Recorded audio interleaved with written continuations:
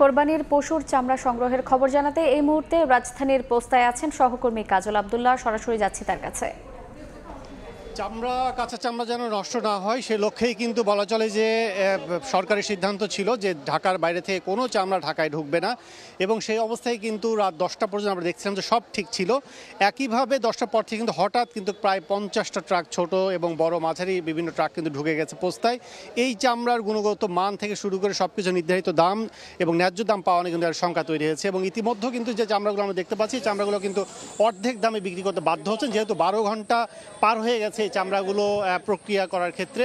আমরা এই চামড়া এই পোস্তায় এখন কিন্তু এখানে চামড়ার সর্বশেষ অবস্থা পর্যবেক্ষণ করতে কিন্তু এসেছেন ভোক্তা অধিদপ্তর সম্মানিত মহাপরিচালক। আমরা একটু তার সাথে কথা বলবো।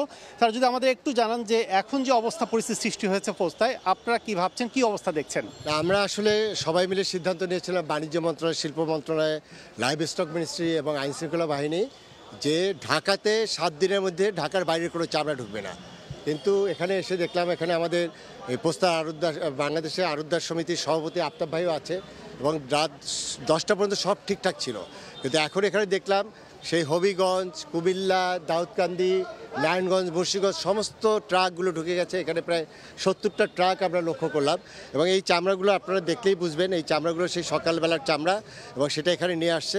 আমি আড়তগুলো দেখলাম, সেই আড়তে যে ক্যাপাসিটি ছিল ঢাকার চামড়াগুলো, তারা বিকালে এসেছে, এবং তারা ইতিমধ্যে সমস্ত চামড়া যা আসছে তাদের যে ক্যাপাসিটি সে অনুযায়ী লবণ মেখে তারা প্রিজার্ভ করেছে।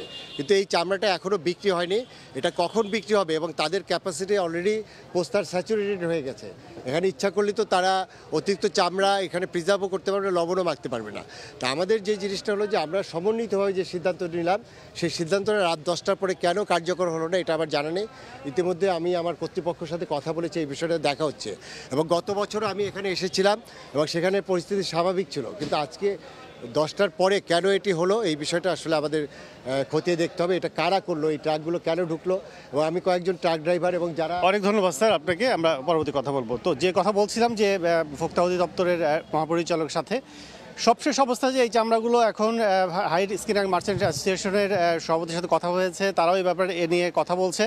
সব মিলে আসলে সিদ্ধান্ত কী হবে, পোস্তাতে কতটুকু ক্যাপাসিটি আছে তারাও ওনারা দেখছেন, এবং পাশাপাশি চলে যাচ্ছে চামড়া শিল্প নগরীতে কতটুকু ক্যাপাসিটি, সে সব কিছু মিলেই কিন্তু বিবেচনা করে সিদ্ধান্ত নেবে অ্যাসোসিয়েশন। তো আমার কাছে এই ছিল পোস্তা থেকে সবশেষ। আমরা সরাসরি ছিলাম রাজধানীর পোস্তায়।